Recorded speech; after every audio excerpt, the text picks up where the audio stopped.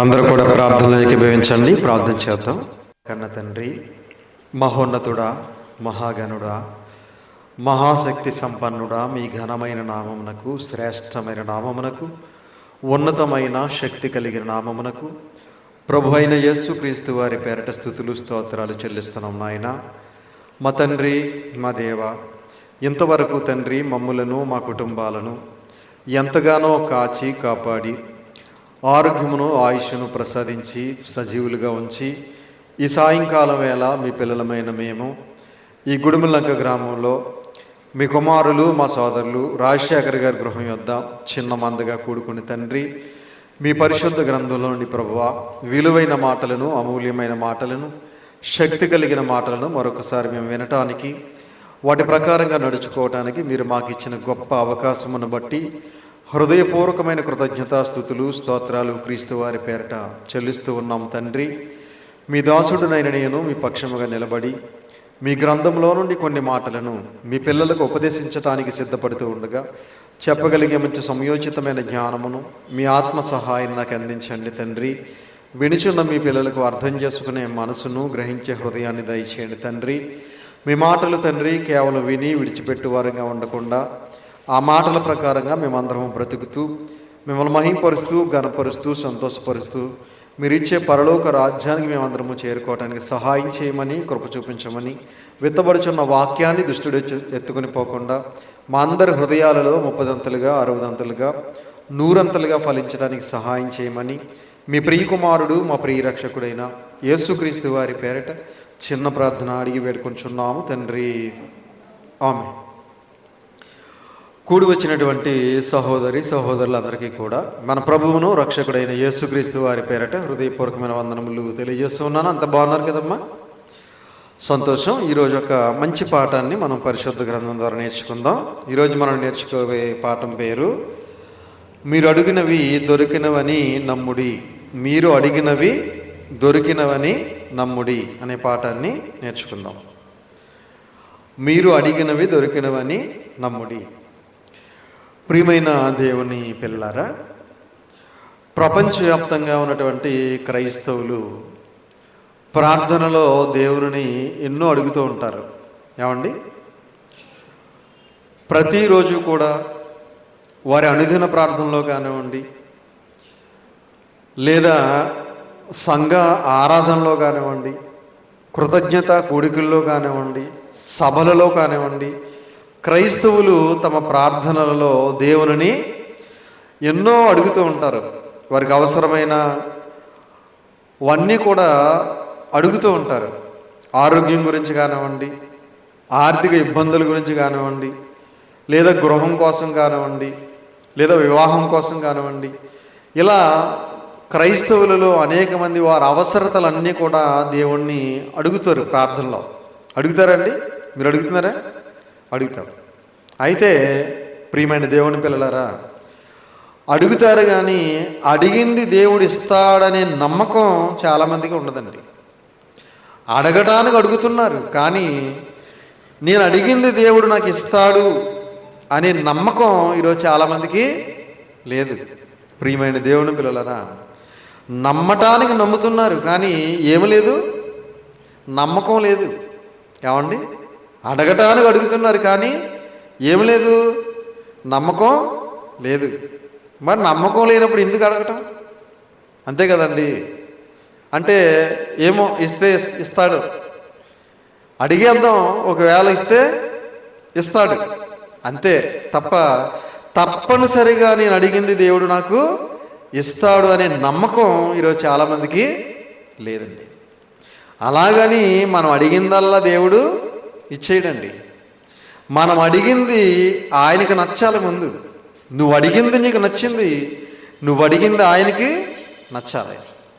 ఆయనకి నచ్చినప్పుడు నీకు దేవుడు ఇస్తాడు.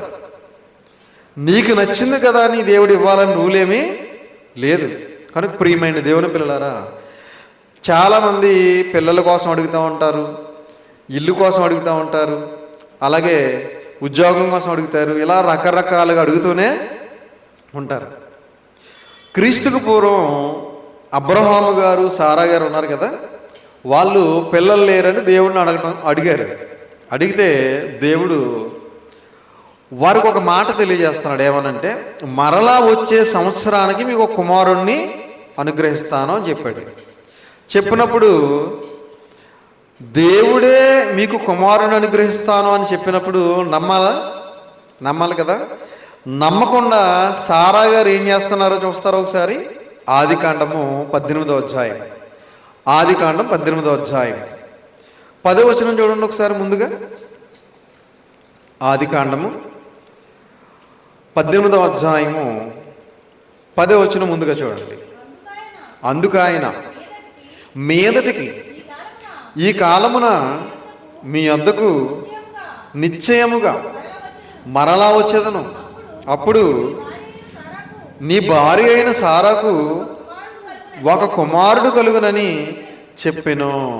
ఏమండి, నేను మరలా ఇదే టయానికి నేను వచ్చే సంవత్సరం మీ దగ్గరికి వస్తాను, నీ భార్య అయిన సారాకు కుమారుడు కలుగును అని అబ్రహాము గారితో దేవుడు తెలియజేస్తున్నాడు.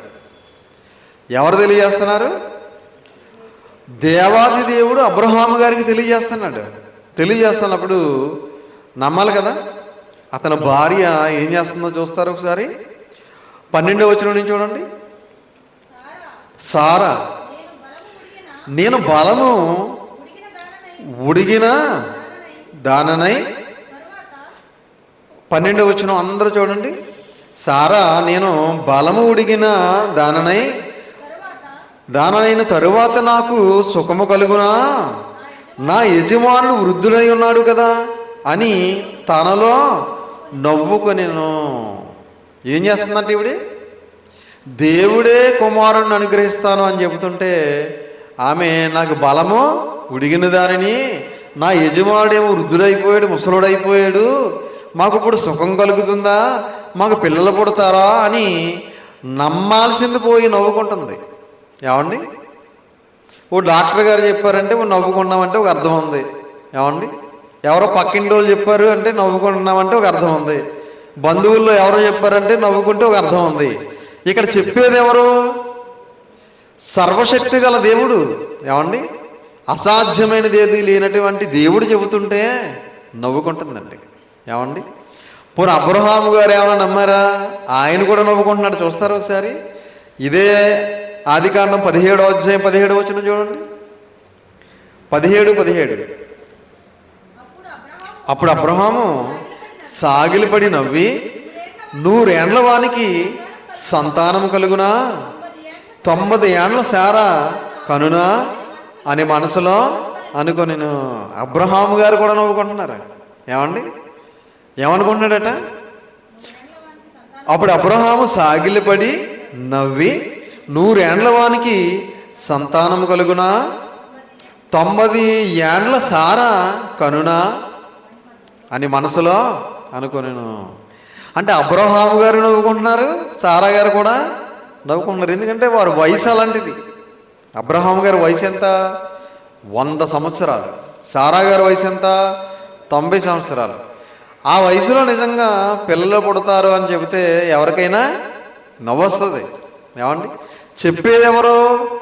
దేవుడు చెప్తున్నాడు. దేవుడు చెబితే నవ్వాల్సిన అవసరం లేదు, నమ్మాలి అక్కడ. దేవుడు చెబితే ఏమన్నా అంతే కదా. దేవుడు చెప్పాడంటే తప్పనిసరిగా జరుగుతుంది కాబట్టి నమ్మాలి. కానీ నమ్మటం మానేసి నవ్వుతున్నారు. తర్వాత నమ్మడండి.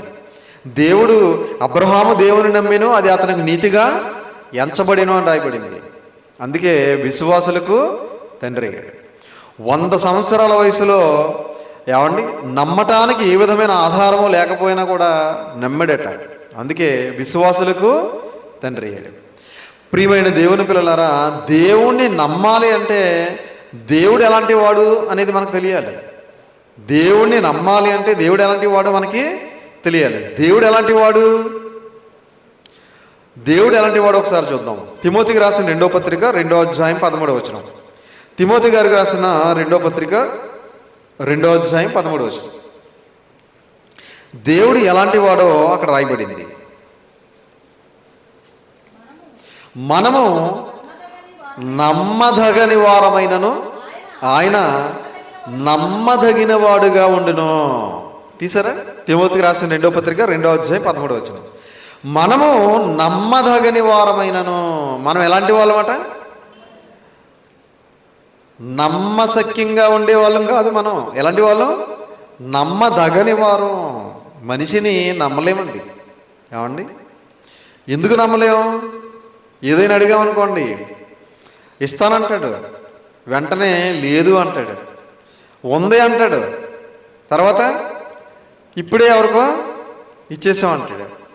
ప్రియమైన దేవుని పిల్లలారా, మనిషి నమ్మదగని స్వభావం కలిగిన వాడు. నమ్మలేము మనిషిని. ఇప్పుడు తేలికి తోకలో ఉందంట విషం, పాముకి తలలో ఉందంట విషం, మరి మనిషికి నిలువెల్లా విషం అన్నారు పెద్దలు. ఊరికే అనలేదు ఈ మాట. ఏమండి? తేలికేమో తోకలో ఉందంట, పాముకేమో తలలో ఉందంట, మనిషికి నిలువెల్లా విషం అంట. ఎందుకంటే మనిషిని నమ్మలేము. ఇదిగో ఇస్తానంటాడు, తర్వాత లేదు అంటాడు. ప్రియమైన దేవుని పిల్లలారా, మనిషి వెంటనే రంగులు మారుస్తాడు, వెంటనే మాటలు మారుస్తాడు, వెంటనే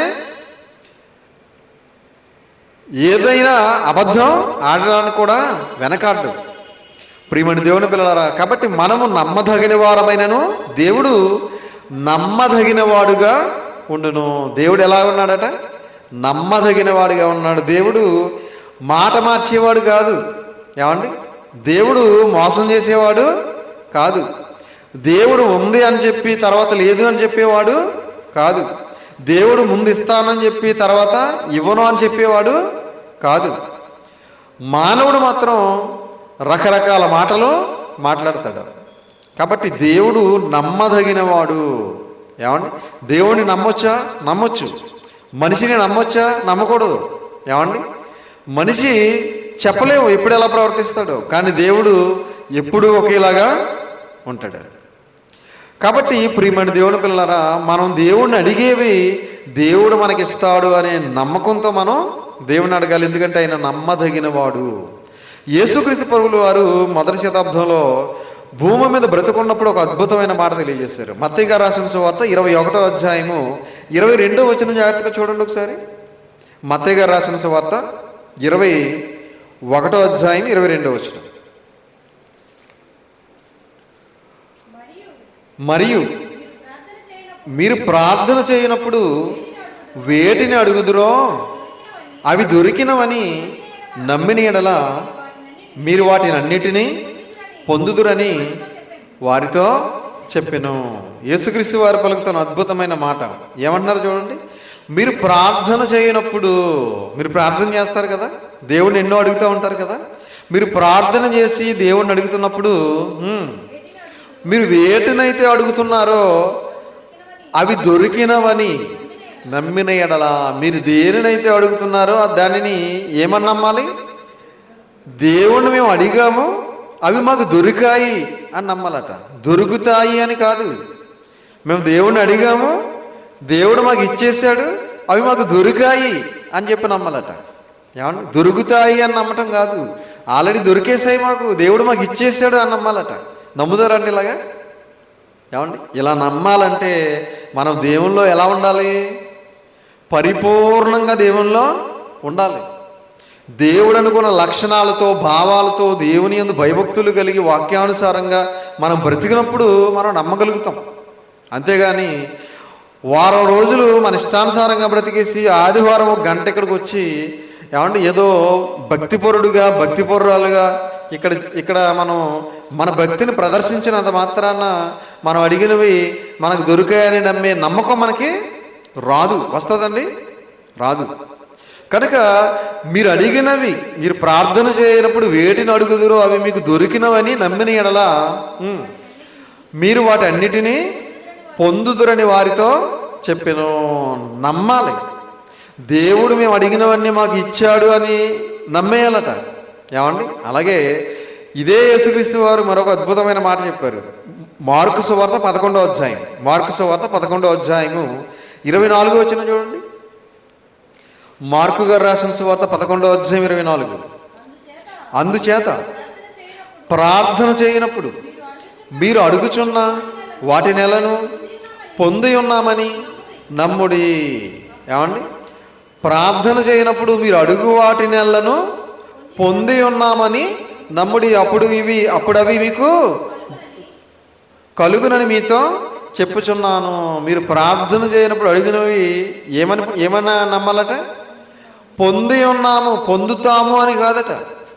ఏమండి? ప్రార్థన చేశాము, దేవుడు అనుగ్రహిస్తాడు, పొందుకుంటాం తర్వాత అని కాదు.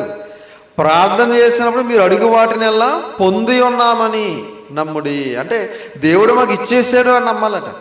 ప్రియమైన దేవుని పిల్లలారా, అంటే నమ్మకం ఉండాలని చెప్పటానికి ఈ మాట చెప్తున్నాడు యేసుక్రీస్తు వారు. ఏముండాలి? నమ్మకం ఉండాలి మనకి. ఉదాహరణకి ఒక వ్యక్తి నెల రోజులు కంపెనీలో పనిచేసిన తర్వాత పనిచేస్తాడు. దేనికోసం? 1వ తారీఖున జీతం వస్తుందనే నమ్మకం, అంతే కదా. 1వ తారీఖున జీతం వస్తుందనే నమ్మకం ఇతనికి లేదనుకోండి, నెల రోజులు పని చేస్తాడా? పని చేయడు, అంతే కదండి. ఇప్పుడు ఒక గర్భవతి ఉందనుకోండి, గర్భవతి 9 నెలల తర్వాత నా కడుపులో నుంచి ఒక బిడ్డ బయటకు వస్తాడనే నమ్మకం ఉంటుంది కాబట్టి నమ్మకంతో ఎదురు చూస్తూ ఉంటుంది, అంతే కదా. నమ్మకం లేకపోతే ఏది జరగదు. నమ్మకం అనేది చాలా ప్రాముఖ్యం. ఏమండి? గర్భంలో ఉన్న బిడ్డను ఆమె చూడకపోయినా లోపల ఒక బిడ్డ ఉంది అనే నమ్మకంతో 9 నెలలు 10 నెలలు ఎదురు చూస్తుంది. కాబట్టి మనం దేవునికి ప్రార్థన చేసేటప్పుడు మనం అడిగినవి దేవుడు మనకు అనుగ్రహిస్తాడు అనే నమ్మకం మనకి ఉండాలి. క్రీస్తుకు పూర్వం హన్నా అనే ఒక సహోదరి ఉంటుంది, మీ అందరికీ తెలుసు. Hannah, Peninnah. ఎల్కానా అనే ఒక వ్యక్తికి 2 భార్యలు ఉన్నారు. అందులో హన్నా ఒక ఆవిడ, పెనిన్నా ఒక ఆవిడ. పెనిన్నాకి పిల్లలు ఉన్నారు, హన్నాకి పిల్లలు లేరు.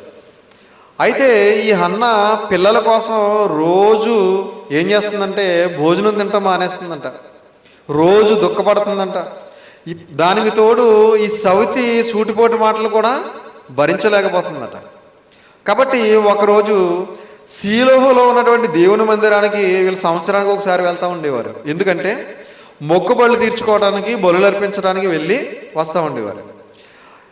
ఒక్కొక్కసారి శీలోహులో ఉన్న దేవుని మందిరానికి వెళ్ళి అక్కడ ఏడుస్తూ ప్రార్థన చేస్తూ ఉంటుంది.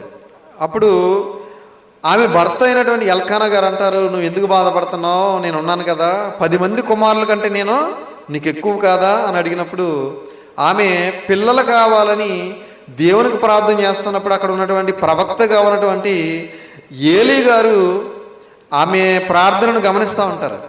గమనించినప్పుడు ఆమె మద్యం సేవించి వచ్చి మత్తుగా ఉందని ఆయన భ్రమపడతాడు. అప్పుడు నేను మద్యం సేవించలేదు, నాకు పిల్లలు లేరు, నేను పిల్లల్ని దేవుణ్ణి ఇమ్మని అడుగుతున్నాను అని చెప్పి ఏలీ గారికి ఎప్పుడైతే ఆమె చెప్పిందో అప్పుడు ఏలీ గారు ఏమంటున్నారో ఒకసారి మనం చూడగలిగితే సమూయేలు గారు రాసిన మొదటి గ్రంథం 1వ అధ్యాయం. సమూయేలు గారు రాసిన మొదటి గ్రంథం 1వ అధ్యాయం. సమూయేలు గారు రాసిన మొదటి గ్రంథం 1వ అధ్యాయము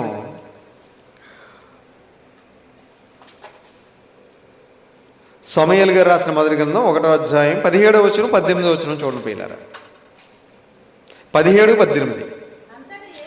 అంతట ఏలీ, నీవు క్షేమముగా వెళ్ళుము, ఇశ్రాయేలు దేవునితో నీవు చేసుకొనిన మనవిని ఆయన దయచేయునుగాక అని ఆమెతో చెప్పగా ఆమె అతనితో, నీ సేవకురాలైన నేను నీ దృష్టికి కృపనొందునుగాక అనెను. ప్రియమైన దేవుని పిల్లలారా, ఇక్కడ బాగా వినాలి అందరూ కూడా. ఈ హన్నా గారు ఎప్పుడైతే నేను పిల్లల కోసం దేవుణ్ణి అడుగుతున్నానని చెప్పిందో వెంటనే ఏలీ గారు ఏమంటున్నారు చూడండి, 17వ వచనం. అంతటా ఏలీ, నీవు క్షేమముగా వెళ్ళుము, ఇశ్రాయేలు దేవునితో నీవు చేసుకుని మనవిని ఆయన దయచేయునుగాక. నువ్వు దేవునికి ప్రార్థన చేసావు కదా, దేవునికి మనవి చేసావు కదా, నీ మనవి దేవుడు వింటాడు, నీ ప్రార్థన దేవుడు వింటాడు. తప్పకుండా దేవుడు నీకు ఏం చేస్తాడు? నీ మనవికి తగినట్లుగా దేవుడు నీకు సహాయం చేస్తాడు అని చెప్పి ఏలీ గారు చెప్పినప్పుడు ఆమె ఏమంటుందో చూడండి. ఆమె అతనితో, నీ సేవకురాలనైన నేను నీ దృష్టికి కృపనొందుదును గాక అనెను. తరువాత ఆ స్త్రీ తన దారిని వెళ్ళిపోయి భోజనము చేయుచు నాట నుండి దుఃఖముఖగా ఉండుట నేను వెళ్ళిపోయిందంట. ఏమండి, నీ దృష్టికి నేను కృప పొందినదానను అని చెప్పింది ఏలీ గారికి. వెళ్ళిపోయింది ఇంటికి. ఆ రోజు నుంచి ఏం మానేసిందట? దుఃఖపడడం మానేసిందంట. భోజనం తినడం మానలేదట. ఏమండి, అంటే ఏలీ గారు ఒక అద్భుతమైన మాట చెప్పారు. ఇశ్రాయేలీయుల దేవునికి నువ్వు చేసిన మనవి నీకు ఆయన దయచేయునుగాక అన్నాడు. ఆ మాట ఆవిడ నమ్మింది. తప్పకుండా దేవుడు నాకు కుమారుణ్ణి ఇస్తాడు అని నమ్మింది. ఇంటికి వెళ్ళిపోయింది. ఆ రోజు నుంచి భోజనం మానలేదట. ఏమండి, ఎందుకు మానలేదు? నాకు కుమారుణ్ణి దేవుడు తప్పనిసరిగా ఇస్తాడనే నమ్మకంతో భోజనం మానలేదట. అప్పటి వరకు ఏం చేస్తుంది? అంతకుముందు రోజు భోజనం తినటం మానేసేది అనమాట. దుఃఖపడుతూ ఉండేది అనమాట. ఆ రోజు నుంచి భోజనం తినటం మానలేదు, దుఃఖపడటం మానేసిందంట. ఎందుకంటే దేవుడు తప్పకుండా నాకు కుమారుని ఇస్తాడనే నమ్మకం. చూసారా ప్రియమైన దేవుని పిల్లలారా? అంటే దేవుని మీద మనకి ఏముండాలి అంటే నమ్మకం ఉండాలి. మనం అడిగింది దేవుడు నాకు ఇస్తాడు అనే నమ్మకం ఉండాలి. ఈరోజు నమ్మకం లేదు చాలామందికి. నమ్ముతున్నారు కానీ నమ్మకం లేదు. ప్రియమైన దేవుని పిల్లారా, పూర్తిగా నమ్మకం ఉంచాలి దేవుని మీద. పూర్తిగా దేవుని మీద ఆధారపడాలి. పూర్తిగా దేవుడిని ఆశ్రయించాలి. అప్పుడే మనకి దేవుని మీద నమ్మకం ఉంటుంది. మనం ఏం చేస్తూ ఉంటామంటే ఒక పక్కన దేవునికి ప్రార్థన చేస్తూ ఉంటాము, ఒక పక్కన డాక్టర్ల మీద, డాక్టర్ రాసిన మందుల మీద నమ్మకం ఉంచుతూ ఉంటాం. మందులు వాడుతున్నాం కదా, పుడతారులే అనుకుంటూ ఉంటాం. మందులు వాడితే పిల్లలు పుట్టేరు. ఏమండి, మనం ఆపరేషన్ చేయించుకున్నంత మాత్రాన పిల్లలు పుట్టరు. దేవుడు ఇస్తే పుడతారు. అంతే కదండి, అంతేనా? దేవుడు ఇవ్వాలది. ఎందుకంటే గర్భఫలము దేవుడిచ్చు, బహుమానము కుమారులు యెహోవా అనుగ్రహించు స్వాస్యము. కాబట్టి ప్రియమైన దేవుని పిల్లలారా, దేవుడు నాకు పిల్లల్ని ఇస్తాడు అనే నమ్మకం మనకు ఉండాలి. విశ్వాసం మనకి ఉండాలి. ఆ నమ్మకము, ఆ విశ్వాసం ఎవరికి వచ్చింది? హన్నా గారికి వచ్చింది. కాబట్టి అన్నం తినటం మానలేదు, దుఃఖపడటం మానేసిందంట. కాబట్టి ప్రియమైన దేవుని పిల్లారా, ఆ నమ్మకము, ఆ విశ్వాసం మనకి ఉండాలి. మనం దేని గురించి అయితే ప్రార్థన చేశామో ఆ ప్రార్థన తప్పనిసరిగా దేవుని సన్నిధికి వెళ్తుంది. దేవుడు తప్పనిసరిగా మాకు సహాయం చేస్తాడనే నమ్మకము, విశ్వాసం మనలో ఉన్నప్పుడు దేవుడు తప్పకుండా మనకు సహాయం చేస్తాడు. అలాగే పేతురు గారు మొదటి శతాబ్దంలో వేటకు వెళతారు. వేటకు వెళ్ళిన తర్వాత అక్కడ యేసుక్రీస్తు వారు సముద్ర ఒడ్డుని వాకింగ్ చెప్పడానికి వెళ్తారు. వాకింగ్ చెప్పడానికి వెళ్ళినప్పుడు చాలామంది వచ్చి జనం మీద పడిపోతుంటే ఒక దోణిలో ఎక్కి కొంచెం లోపలికి, సముద్రం లోపలికి గెంటమని చెప్తారు. ఆ దోణిను గెంటిన తర్వాత ఆయన సముద్రంలో ఉన్నటువంటి దోణిలో నిలబడి ఒడ్డున ఉన్నటువంటి జనానికి వాక్యం చెప్తూ ఉంటారు. వాక్యం చెప్పేసిన తర్వాత పేతురు గారితో ఒక అద్భుతమైన మాట మాట్లాడుతున్నారు. అదేంటో చూడగలిగితే లూకా గారు రాసిన సువార్త 5వ అధ్యాయం, లూకా గారు రాసిన సువార్త 5వ అధ్యాయము, లూకా గారు రాసిన సువార్త 5వ అధ్యాయము 4వ వచనం నుంచి జాగ్రత్తగా చూడండి పిల్లరా. లూకా గారు రాసిన సువార్త 5వ అధ్యాయము 4వ వచనం నుంచి, ఆయన బోధించుట చాలించిన తర్వాత నీవు దోణెను లోతునకు నడిపించి చేపలు పట్టుటకు మీ వలలు వేయుడని సీమోనుతో చెప్పగా, వాక్యం చెప్పేశాడు, ముగించేశాడు. ఇప్పుడు ఏమన్నాడు పేతురు గారితోటి? లోతుకు నడిపించమన్నాడు. కొంచెం లోపలికి నడిపించి ఇప్పుడు వలలేయమన్నాడు. ఏమండి, వలలేయమన్నప్పుడు పేతురు గారు ఏమన్నారు చూడండి. సీమోను, ఏలినవాడా, రాత్రి అంతయు మేము ప్రయాసపడితే కానీ మాకేమీ దొరకలేదు. రాత్రి అంతా మేము ప్రయాసపడ్డాం, రాత్రి అంతా వేటాడాం, రాత్రి అంతా వలలేసాం, కానీ మాకేమీ దొరకలేదు. ఒక్క చేప కూడా మాకు దొరకలేదు. రాత్రి అంతా వేటాడినా కూడా ఏమి దొరకలేదంటే వీళ్ళకి. అప్పుడు ఒక మాట అంటున్నాడు చూడండి, ఆయనను నీ మాట చొప్పున వలల వేతుమని ఆయనతో చెప్పాను. ఆయనను నీ మాట చొప్పున, నువ్వు చెప్పావు కదా, నువ్వు చెప్పిన మాట ప్రకారంగా మేము వలేస్తాం అన్నాడు. అంటే యేసుక్రీస్తు వారు చెప్పారు అంటే తప్పనిసరిగా ఇప్పుడు ఏం జరుగుతుంది? చేపలు మాకు దొరుకుతాయి, చేపలు మాకు వలలో పడతాయనే నమ్మకంతో ఆయనను నీ మాట చొప్పున మేము వలలు వేతమని చెప్పాను. అంటే యేసుక్రీస్తు వారు చెప్పిన మాట మీద పేతురు గారికి ఏముంది? నమ్మకం ఉంది. ఏమండి? అయినను నీ మాట చొప్పున అన్నాడు చూడండి. నువ్వు చెప్పావు కాబట్టి తప్పనిసరిగా మేము ఇప్పుడు వలలేస్తాం, మాకు తప్పనిసరిగా చేపలు దొరుకుతాయి అనే నమ్మకంతో వలలేశారు. అప్పుడు ఏం జరిగిందో చూడండి. వారు అలాగూ చేసి విస్తారమైన చేపలు పట్టిరి, అందుచేత వారి వలలు పిగిలిపోచుండగా. ఏమండి? యేసుక్రీస్తు వారు చెప్పిన ఒకే ఒక మాట మీద నమ్మకం ఉంచి వలలు వేశారు. విస్తారమైన చేపలు పట్టారట, వలలే పిగిలిపోతున్నాయట. ఏమండి? ఎల్లవయ్య చెప్పొచ్చావు కానీ రాత్రి అంతా మేము వలలేసినా మాకు ఒక్క చేప కూడా దొరకలేదు. ఇప్పుడు నువ్వు వచ్చి వలేసేస్తే మాకు చేపలు వలయమంటున్నావు, మేము వలేస్తే మాకు చేపలు దొరికేస్తాయా అని యేసుక్రీస్తు వారి మాటను పక్కన పెట్టారండి పేతురు గారు? పెట్టలేదు. అయినను నీ మాట చొప్పున మేము వలలు వేతమని చెప్పారు. చెప్పి వెంటనే వలలు వేశారు. విస్తారమైన చేపలు పడ్డాయి, వలలన్నీ పిగిలిపోతున్నాయట. అప్పుడు ఏం చేశారు చూడండి. వారు వేరొక దోణిలోనున్న తమ పాలివారు వచ్చి తమకు సహాయం చేయవలెనని వారికి సంజ్ఞలు చేసిరి. వారు వచ్చి 2 దోణెలు మునుగునట్లు నింపిరి. 2 దోణెలు మునుగునట్లు నింపిరి. అంటే యేసుక్రీస్తు వారు మాట మీద ఎవరికి నమ్మకం ఉంది? ఇప్పుడు పేతురు గారికి నమ్మకం ఉంది. ఆ నమ్మకంతో వలలు వేశారు. వలలు వేసినప్పుడు విస్తారమైన చేపలు వారికి దొరికాయి. ప్రియమైన దేవుని పిల్లలారా, అంటే మనం ప్రార్థన చేసినప్పుడు మనకి ఏముండాలి అంటే నమ్మకం ఉండాలి. ఇప్పుడు నమ్మకం మీద ఆధారపడింది ఏదైనా. ఏమండి? నమ్మకం లేకపోతే ఏం చేయలేము. ఒక వ్యాపారం చేయాలన్నా మనం లాభం సంపాదిస్తామని నమ్మకం వ్యాపారం చేసేవాడికి ఉండాలి. అమ్మో లాస్ వచ్చేద్దేమో, దివాలా తీసేస్తానేమో అని ముందే అనుకున్నాడు అనుకోండి, వ్యాపారం చేయగలడా? చేయలేడు. చేయగలడండి? చేయలేడు.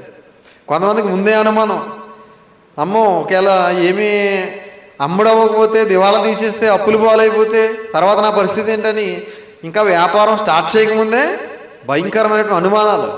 ప్రియమైన దేవుని పిల్లలారా, కాబట్టి మనం దేవుడిని ప్రార్థన చేస్తున్నామంటే మనకి పరిపూర్ణమైన విశ్వాసం ఉండాలి. విశ్వాసం లేకుండా దేవునికి ఇష్టడై ఉండుట అసాధ్యము అన్నాడు. దేవుని వద్దకు వచ్చేవాడు ఆయన ఉన్నాడనియు, ఆయన వద్దకు వచ్చేవానికి ఫలము దయచేవాడనియు నమ్మవలెను కదా అంటాడు అక్కడ. ఏమండి? దేవుని దగ్గరికి వచ్చేవాడు ఏమని నమ్మాలట? ఆయన పరలోకంలో ఉన్నాడని నమ్మాలి. ఆయన అడిగేవారికి ప్రతిఫలం దయచేసేవాడని కూడా నమ్మాలట.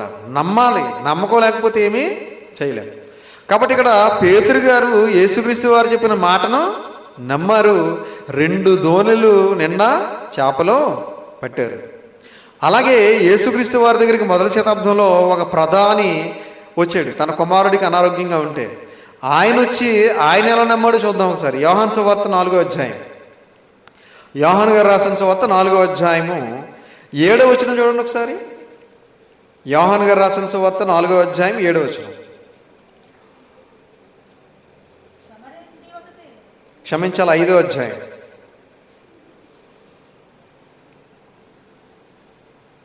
క్షమించాలి, 4వ అధ్యాయము 46వ వచనం.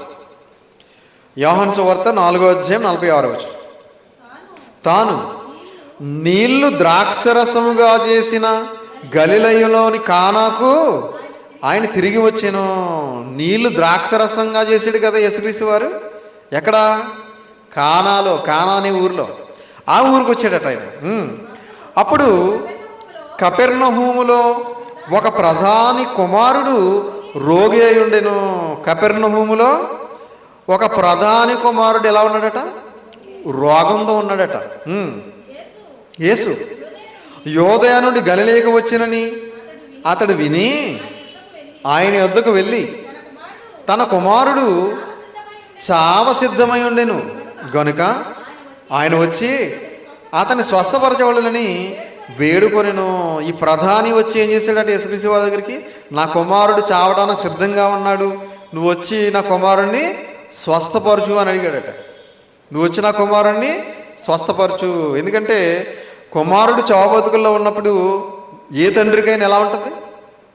ఏమంటే బాధగా ఉంటుంది కదా. కాబట్టి యేసుక్రీస్తు వారి దగ్గరికి వచ్చి ఆయన బ్రతిమాలుకున్నాడట, వేడుకున్నాడని చూసారా, బ్రతిమాలుకున్నాడట, దయచేసి నా కుమారుని బ్రతికించి మహాప్రభు అని. యేసు సూచక్రియలను మహత్కార్యములను చూడకుంటే మీరు ఎంత మాత్రము నమ్మరని అతనితో చెప్పాను. మీరు సూచక్రియలు మహత్కార్యాలు చూస్తేనే కానీ మీరు నమ్మరు. కొంతమంది నమ్మరండి. ఏదైనా జరగాలి, ఏదైనా అద్భుతం జరగాలి, మహత్కార్యం జరగాలి, అప్పుడు నమ్ముతారు, లేకపోతే నమ్మరు. అందుకు ఆ ప్రధాని, ప్రభువా నా కుమారుడు చావక మునిపే రమ్మని ఆయనను వేడుకొనెను. ప్రభువా నా కుమారుడు చావక ముందే దయచేసి రా ప్రభువా, వచ్చి బ్రతికించు ప్రభువా అని వేడుకున్నాడట. యేసు నీవు వెళ్ళుము, నీ కుమారుడు బ్రతికి ఉన్నాడని అతనితో చెప్పగా ఆ మనుషుడు యేసు తనతో చెప్పిన మాట నమ్మి వెళ్ళిపోయాను. ఆ పదం చాలా ఇంపార్టెంట్ అండి. ఏమండి ఆ పదం మళ్ళీ చదవండి ఒకసారి. ఆ మనుషుడు యేసు తనతో చెప్పిన మాట నమ్మి వెళ్ళిపోయాను. ఏం చెప్పాడు యేసుక్రీస్తు వారు? నువ్వు వెళ్ళు, నీ కుమారుడు బ్రతికి ఉన్నాడని చెప్పాడు. అంతే, ఒకే మాట. నువ్వు వెళ్ళిపో, ఏం బాధపడకు, నీ కుమారుడు బ్రతికి ఉన్నాడు, వెళ్ళు అని చెప్పాడు. అంతే. ఆ మాట నమ్మి వెళ్ళిపోయాడట. ప్రియమైన దేవుని పిల్లలారా, అంటే యేసుక్రీస్తు వారు చెప్పినటువంటి మాట మీద ఈ ప్రధాని నమ్మకం ఉంచాడా? ఉంచాడు. ఏమండి అంటే మాట మీద నమ్మకం ఉంచాలి, దేవుని మాట మీద నమ్మకం ఉంచాలి. మనం ప్రార్థన చేస్తున్నప్పుడు కూడా మనకు నమ్మకంతో ప్రార్థన చేయాలి. కొంతమంది నమ్మకాలు ఉండవు. ఏమండి ప్రియమైన దేవుని పిల్లలారా, అప్పుడు ఏం జరిగిందో చూడండి. అతడు ఇంకా వెళ్ళిచుండగా అతని దాసులు అతనికి ఎదురుగా వచ్చి అతని కుమారుడు బ్రతికి ఉన్నాడని అతనితో చెప్పగా ఏ గంటకు వాడు బాగుపడసాగనని వారిని అడిగినప్పుడు వాడు నిన్న 1 గంటకు జ్వరము వారిని విడిచినని అతనితో చెప్పిరి. నీ కుమారుడు బ్రతికి ఉన్నాడని యేసు తనతో చెప్పిన గంట అదే అని తండ్రి తెలుసుకుని కనుక అతడును అతని ఇంటి వారందరూ నమ్మిరి. ప్రియమైన దేవుని పిల్లలారా, యేసుక్రీస్తు వారు చెప్పిన ఒకే ఒక మాట నమ్మి వెళ్ళిపోయాడట ప్రధాని. ఏమండి అంటే యేసుక్రీస్తు వారి మాట మీద ఏముంచాడు అనమాట, ఇతను నమ్మకం ఉంచాడు. అంటే దేవుని మాటల మీద మనం నమ్మకం ఉంచాలి. మనం ప్రార్థన చేసినప్పుడు కూడా మనం ఏముంచాలి? నమ్మకం ఉంచాలి. ఏలీ గారు చెప్పిన మాట మీద నమ్మకం ఉంచి హన్నా గారు వెళ్ళిపోయారు. భోజనం తినటం మానలేదంట, ఆ రోజు నుంచి దుఃఖపడటం మానేసిందట. ఏమండి పేతురు గారు యేసుక్రీస్తు వారు చెప్పిన మాట విని వలలు వేశారు, విస్తారమైన చేపలు పట్టుకున్నారు. అలాగే ఈ ప్రధాని యేసుక్రీస్తు వారు మాట నమ్మి వెళ్ళిపోయాడు. ఇదిగో తన కుమారుడు బ్రతికున్నాడని ఇదిగో తన సేవకుల ద్వారా విని తర్వాత మళ్ళీ తన కుటుంబ సభ్యులందరితో పాటు నమ్మాడట. కాబట్టి ప్రియమైన దేవుని పిల్లలారా, మనం అడిగేవన్నీ కూడా దేవుడు మనకు తప్పనిసరిగా ఇస్తాడు అనే నమ్మకం మనలో ఉండాలి ముందు. ఏమండి అడిగేవన్నీ అంటే అడ్డమైనవన్నీ అడిగితే ఆయన ఎవడు? ఏమండి మనం అడిగేది వాక్యానుసారమైనది ఉండాలి, మనం అడిగేది ఆయనకు నచ్చేదై ఉండాలి. ఏమండి మనం అడిగేది ఆయనకు కూడా ఉపయోగకరమైనదై ఉండాలి. మనం అడిగేది మనకు ఉపయోగకరంగా ఉండాలి, ఆయనకు కూడా ఉపయోగకరంగా ఉండాలి. కాబట్టి మనం అడిగినవన్నీ కూడా దేవుడు మనకు అనుగ్రహిస్తాడనే నమ్మకం మనలో ఉండాలి, ఆ విశ్వాసం మనలో ఉండాలి. ఆ రెండూ లేనప్పుడు, నమ్మకం లేనప్పుడు, విశ్వాసం లేనప్పుడు మనం అడిగినా ఆయన ఇవ్వడు. కాబట్టి విశ్వాసంతో మనం అడగాలి. కాబట్టి అందరూ కూడా అలా అడగాలని ప్రేమపూర్వకంగా తెలియజేస్తూ ఈ మాటలు ముగిస్తున్నాను. అందరికీ వందనాలు. ప్రార్థన చేసుకుందాం. తలలో ఉంచండి. ప్రార్థన. పరలోకమందున్న మమ్మల్ని కన్న తండ్రి, దయగలిగిన మా దేవ, కృప కలిగిన మా తండ్రి, మీ ఘనమైన నామమునకు, శ్రేష్టమైన నామమునకు ప్రభు అయిన యేసుక్రీస్తు వారి పేరటి స్తుతులు స్తోత్రాలు చెల్లిస్తున్నాం నాయన. తండ్రి, ఇంతవరకు మీ పరిశుద్ధ గ్రంథంలో నుండి ఎన్నో విలువైన మాటలు నేర్చుకున్నాం తండ్రి. మేము అడిగినవన్నీ కూడా మరి మాకు దొరుకుతాయని మేము నమ్మి ప్రార్థన చేయాలని మీ గ్రంథం ద్వారా తెలుసుకున్నాం తండ్రి. మరి అడుగుతున్నాం కానీ మాకు నమ్మకం లేకుండానే అడుగుతున్నాం తండ్రి. కాబట్టి మేము ఆ విధంగా కాకుండా మేము అడిగినవన్నీ కూడా మీరు మాకు దయచేస్తారనే నమ్మకంతో, విశ్వాసంతో మేము ప్రార్థన చేయడానికి సహాయం చేయండి. తలలో ఉంచి ప్రార్థన చేస్తున్న మమ్మల్ని, మా కుటుంబాలను దయతో జ్ఞాపకం చేసుకోండి. మేమందరము కూడా తండ్రి మరి మీ చిత్తానుసారంగా, వాక్యానుసారంగా, ఆత్మానుసారంగా మేము బ్రతకడానికి సహాయం చేయండి తండ్రి. మేము చేస్తున్నటువంటి పనిపాట్లలో, ప్రయాణాల్లో తోడుగా నీడగా ఉండండి.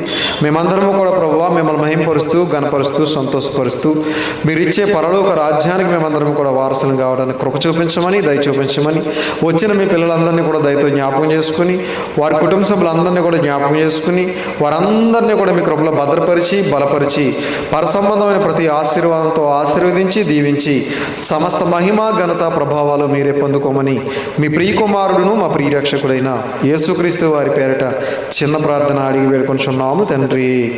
ఆమేన్. అందరికీ వందనాలు.